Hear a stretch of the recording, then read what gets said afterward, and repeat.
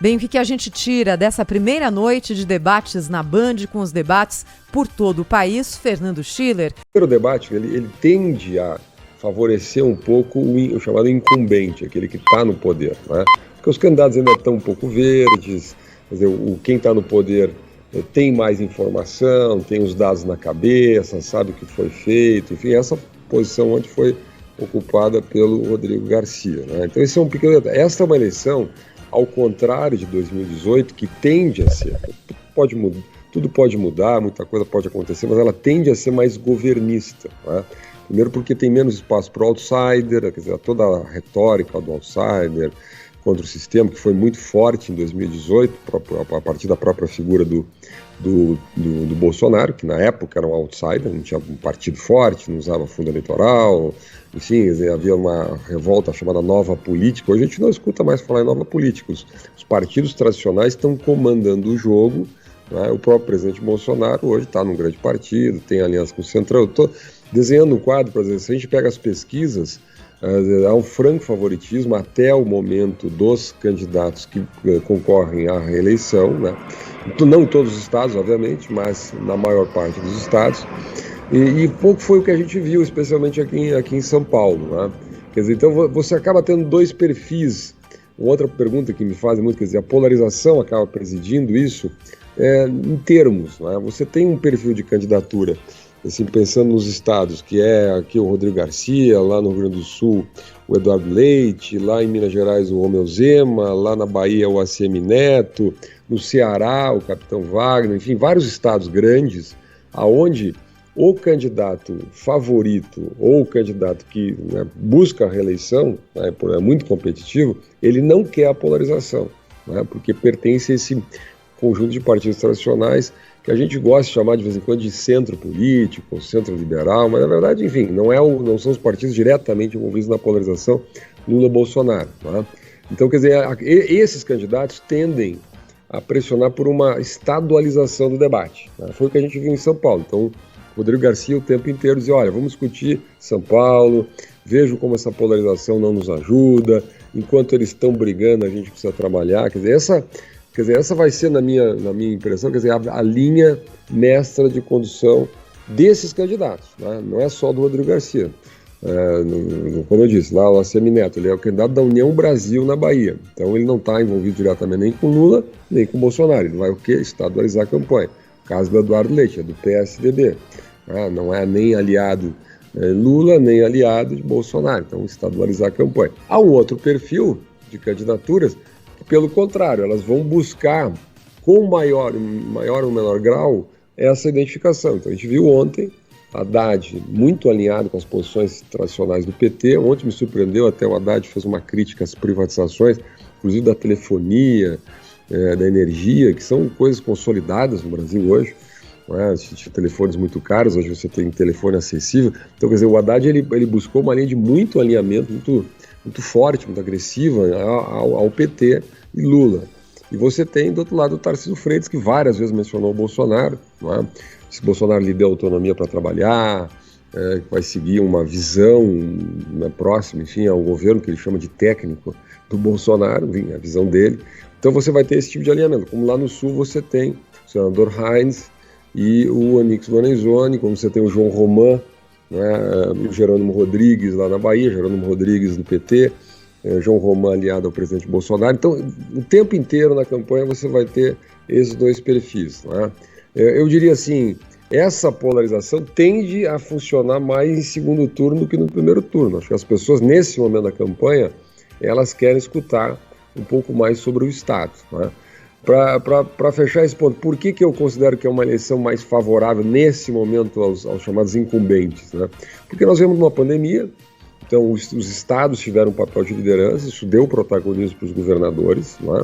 Nós tivemos muita transferência de verbas federais para os estados, o caixa dos estados está bem, né? Vamos lá, os estados criaram benesses para funcionários públicos, as mais variadas, né?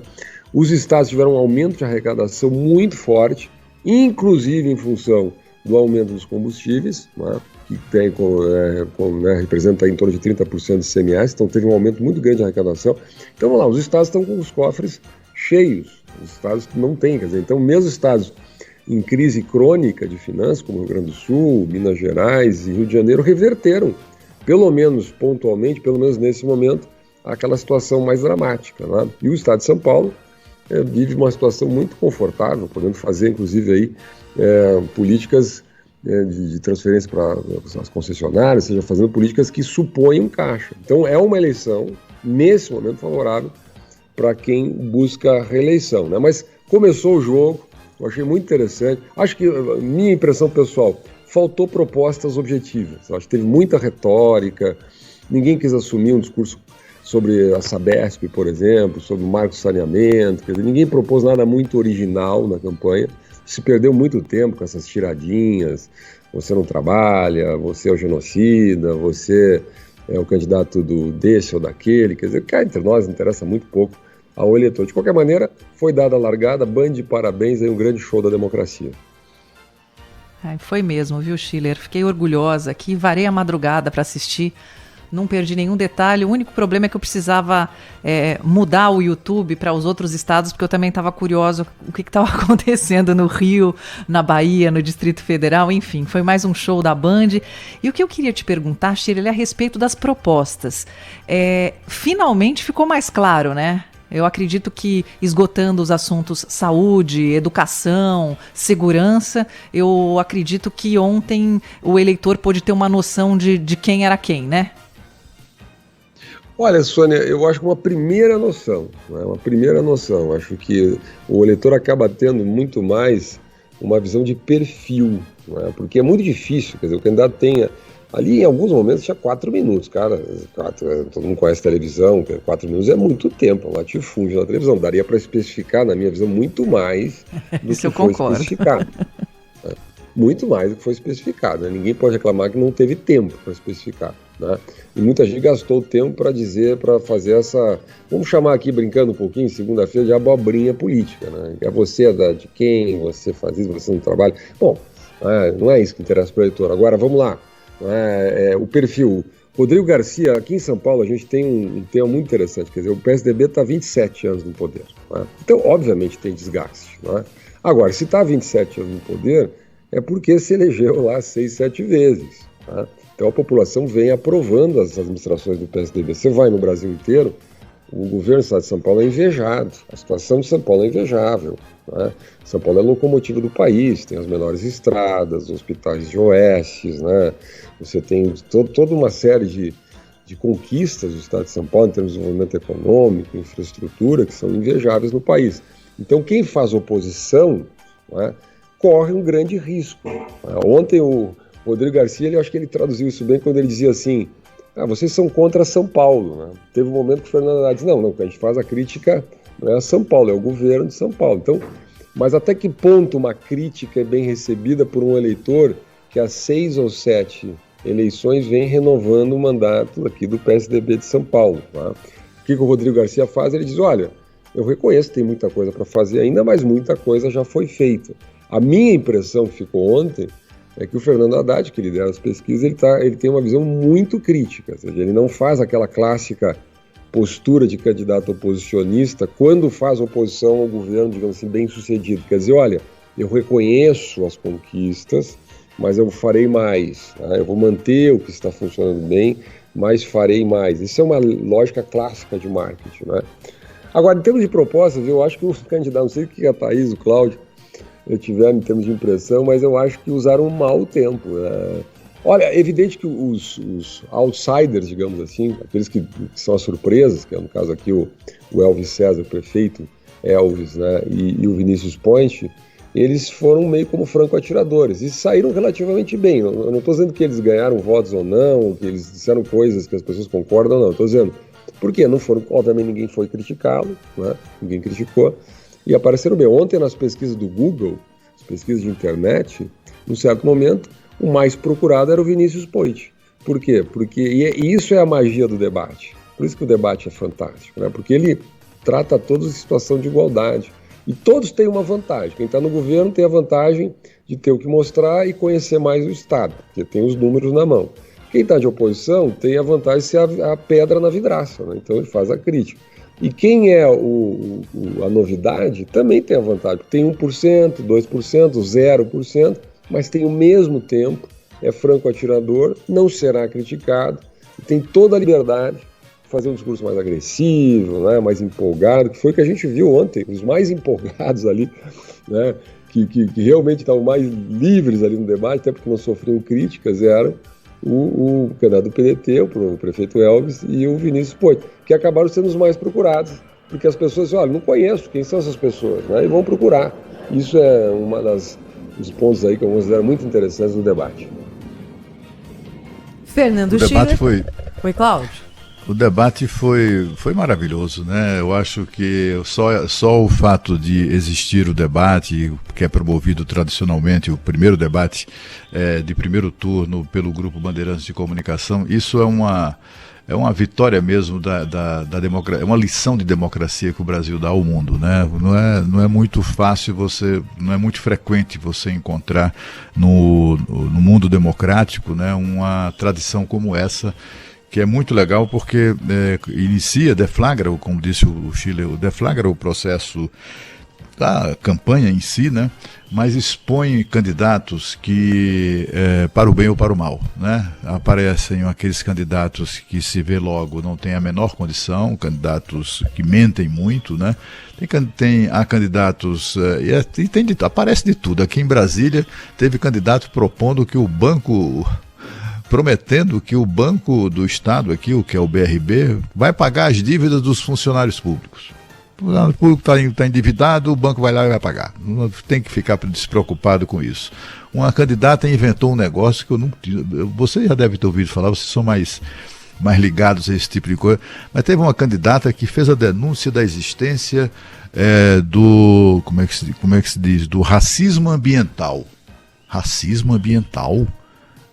Não sei, eu acho que ela tem ali umas árvores que eu acho que não gostam de determinadas raças, eu não sei exatamente o que é, enfim, mas o que a gente percebeu também, eu não sei se o Schiller teve essa percepção, e vocês também, Thaís e Sônia, mas o que eu percebi que foi o debate da lacração, né? Teve gente que foi lá lacrar, né?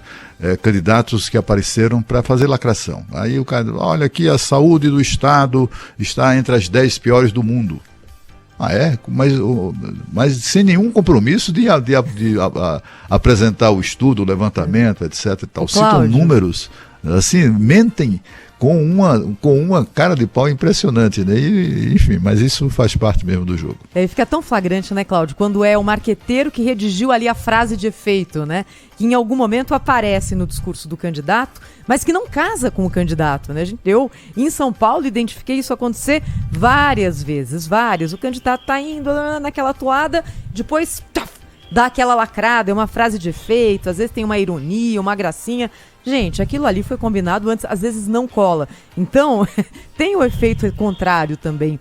Quando o candidato não passa naturalidade no discurso, quando passa que se preparou para transmitir uma imagem que não necessariamente é a dele, vamos combinar, não funciona. Esse é o outro lado, né? Mas os marqueteiros têm que fazer o papel deles e têm que também justificar o dinheiro que eles ganham, né? Muito dinheiro. Uma última observação aqui, Thaís, sobre isso, quer dizer, os candidatos às vezes vão para a zona de conforto também, né? Eu acho que isso, especialmente no primeiro debate. Eu aqui em São Paulo, no debate, eu não percebi tanto isso que o Cláudio percebeu lá em Brasília, talvez porque a gente tinha menos candidatos, não é?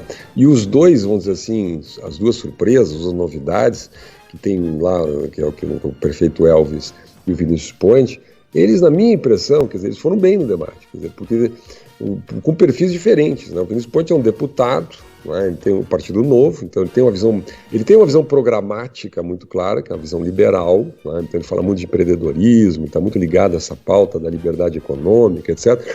Então ele foca nisso, isso dá para ele, digamos assim, uma certa consistência em termos de uma visão de mundo, e o prefeito Elvis o tempo inteiro apelando para a sua experiência como prefeito. Eu sou um gestor, é isso que a gente viu aí na matéria, na reportagem. O tempo inteiro ele falando de gestão municipal, gestão micro, avaliação, indicadores e tal, o que dá para ele algum crédito, né?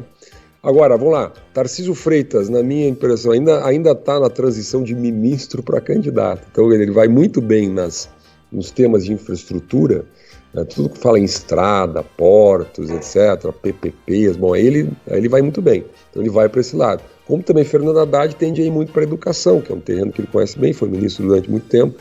Então ele ganha desenvoltura quando trata desses temas. Os candidatos buscam um pouquinho, né, especialmente nesse início de campanha, os seus pontos mais confortáveis. Mas durante a campanha aí, eu acho que vai se aprendendo, os candidatos vão treinando e tal, e vai padronizando um pouco mais. O que a gente pode esperar para os próximos debates, aqui eu vou deixar um desejo meu, é exatamente o que faltou nesse primeiro, né, que é mais especificidades. Onde é que vai tirar o dinheiro? Né, como é que está o orçamento do Estado? Exatamente isso que o Cláudio falou. O que é promessa vazia, o que é demagogia e o que são coisas factíveis, que as pessoas possam olhar e dizer assim, pô, isso aí realmente pode funcionar, esse cara sabe do que ele está falando, ele sabe como é que vai financiar isso e pode mudar a vida das pessoas. Eu acho que é isso que no fundo interessa aí pro cidadão. É isso aí. Fernando Schiller, cientista político, sempre conosco aqui no Jornal Gente da Rádio Bandeirantes. Esteve ontem também no debate da Band, no Canal Livre. Obrigada, viu, Schiller? Até a próxima. Boa semana, grande abraço. Para todos nós. Aliás, eu quero votar no Schiller para o cargo, para o título de operário padrão do ano. O homem trabalhou desde cedo. Tem meu voto, tem meu voto. Até tarde da noite, estava lá, meia-noite, ele lá no Canal Livre, firme que nem vela. Bom, obrigado, Cláudio. Obrigada, Schiller. Olha, na sequência aqui do Jornal Gente, o Cláudio Humberto vai contar para o ouvinte da Rádio Bandeirantes como foi o debate entre os candidatos ao governo do Estado do Distrito Federal.